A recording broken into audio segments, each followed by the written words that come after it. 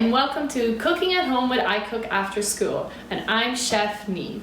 Today we're going to be making a really simple recipe that only involves 4 ingredients. But as always, before we start cooking or working with food, the very first thing we have to do is wash our hands.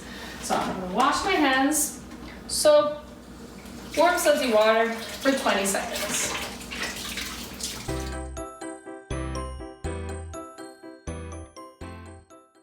Now, let's get started. So the very first thing we have to do is we are going to use 2 ripe bananas. So sometimes at home you might see bananas that start to turn a little brown or a little bit black on the outside, or you might see them in the store and you might think those bananas aren't good to eat. But they are perfect for baking with. They have a really strong banana flavor and really comes out when you bake. So these bananas are perfect for our baking with. So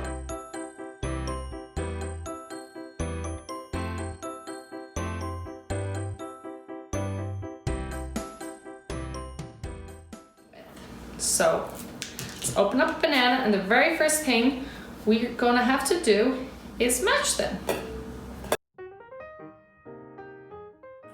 Before we started, I had to do something called preheating the oven. So I preheated the oven to 350 degrees. And what that means is I turned on the oven, selected the temperature, and I started heating it.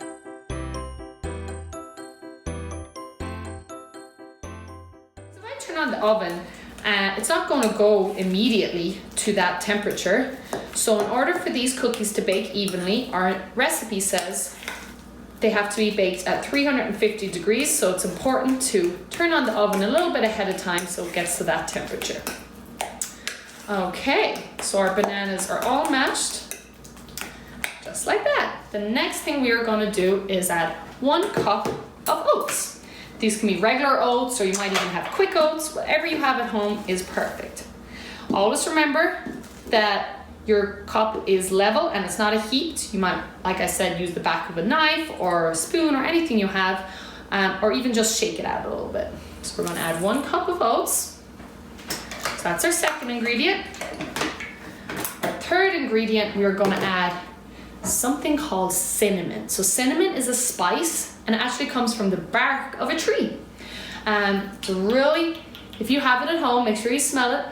Really nice flavor, and it's used in a lot of our baking goods. So we're going to add 1/4 teaspoon of cinnamon to our cookies.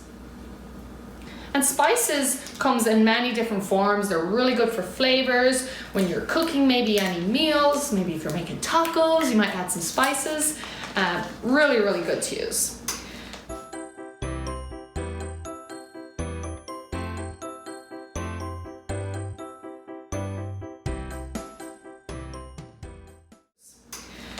Last ingredient is some raisins. So these are dried grapes or dried fruits, like you have cranberries or another dried fruit, and also add some good sweetness, some really good healthy sugars, natural sugars as well.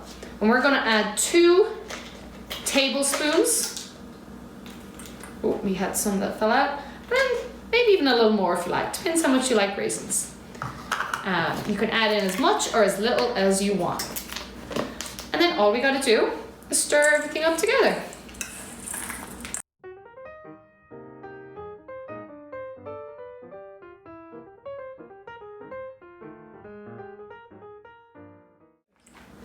Okay, perfect. And now we are ready to go.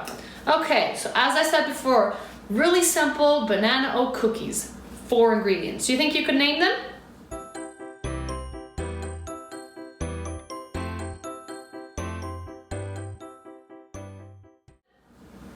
Okay, let's try it together. So we have oats, then we have bananas, we added in a spice called cinnamon, and the last thing we added in was raisins.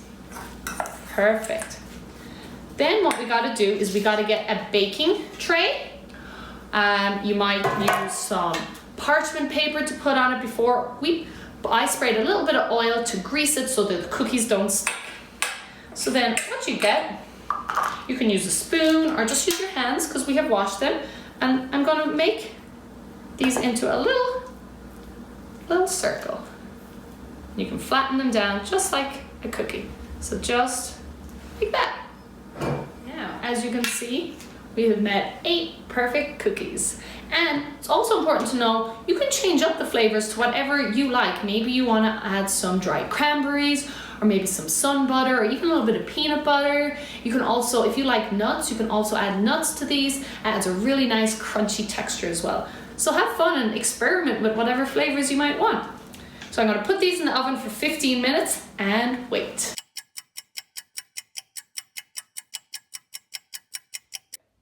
And I think they're ready. So always remember when you're baking, make sure you're baking with an adult so they can help you with the oven. They will use an oven mitt to protect their arms. Okay, ooh, smell really good, as you can see, but now they need to cool for at least 10 minutes. Now they have cooled, so they're ready for our mindful taste testing. So remember, we're going to use all our senses, and we're going to use our sight. So what do they look like? Our taste, the smell, what do they feel like, and also if you can hear anything. So let's try them. Okay.